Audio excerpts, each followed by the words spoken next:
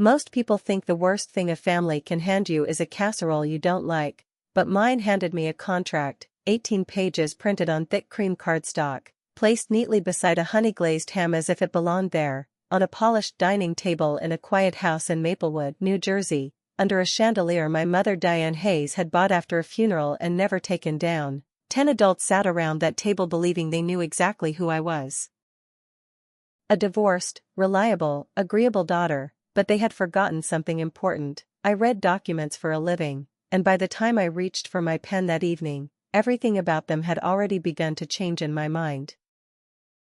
My name is Eleanor Hayes. I was 41, living alone in a one-bedroom apartment above a dry cleaner on Ridge Avenue in Clarendon Hills, Illinois, paying $640 a month for a place with a sloped ceiling and a radiator that knocked every March, but it was mine. And after a divorce that had taken more out of me than I ever admitted, that small apartment felt like the first honest thing I had owned in years. And my job as a paralegal at Henderson and Blake, a family law firm near the courthouse, meant I spent my days reading contracts, understanding power hidden inside polite language, and recognizing exactly how people used words like agreement and choice to disguise control. My sister, Margaret Hayes Walker, sat across from me that Easter evening in a pearl-colored blouse she only wore when she wanted something, an elementary school principal who had spent 10 years trying to become a mother, 3 failed rounds of IVF, over $118,000 spent, and a kind of grief that had slowly turned into entitlement, while her husband Trevor Walker barely spoke, his hands restless against the table. My father Richard Hayes nodded in silence the way he always had, and my mother Diane carried the entire conversation with soft rehearsed warmth, the kind that sounds loving until you listen closely enough to hear the pressure underneath it. Dinner started normally, ham, green beans, small talk about neighbors and weather, but the folder waited on the sideboard like a second course no one had touched yet, and eventually my mother cleared her throat and said, "Eleanor, your sister needs you." And that was the moment the evening stopped pretending.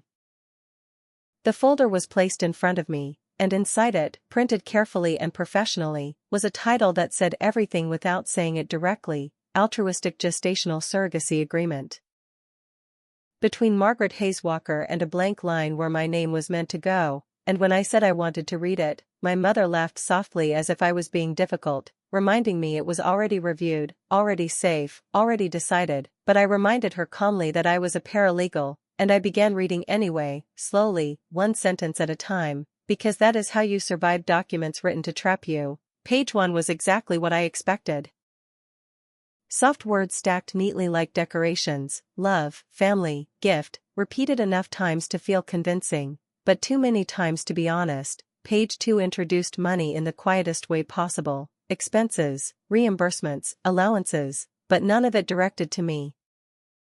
Everything flowing toward my sister, and I kept reading without reacting, because I had seen this before. Page 3 was where the language tightened, where my body stopped belonging to me and became something managed, controlled, supervised.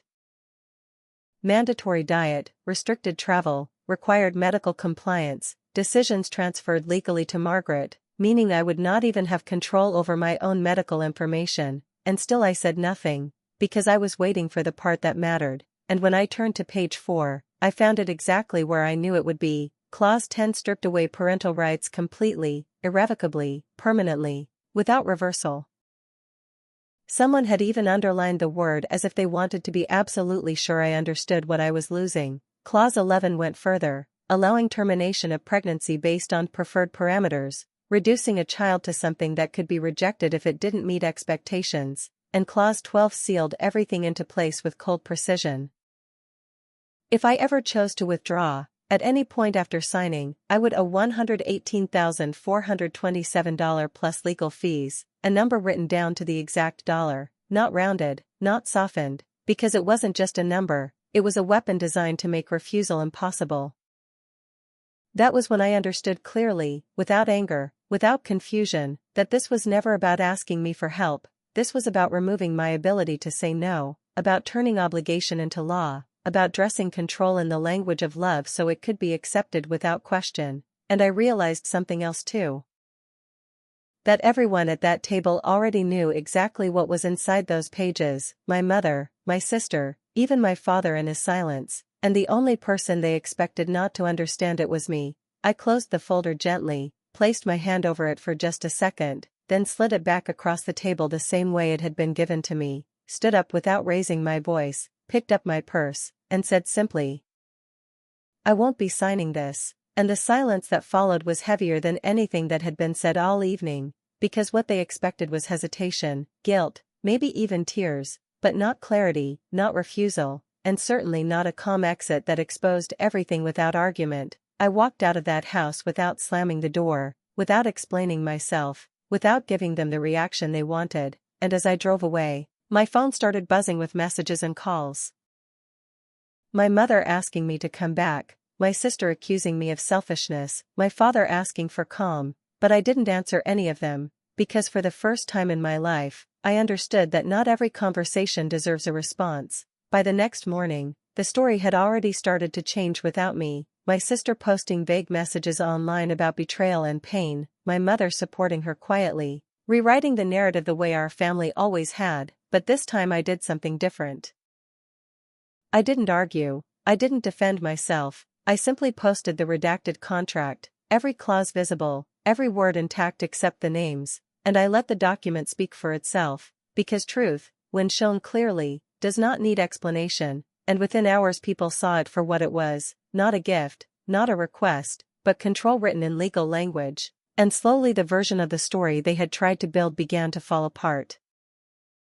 Weeks passed, then months. Relationships shifted, some broke entirely, some faded quietly, and I stopped trying to fix any of it, because I had spent too many years believing that keeping peace meant sacrificing myself, and I wasn't doing that anymore. And sometime later, in a quiet office with soft light and simple paperwork, I began a different process entirely.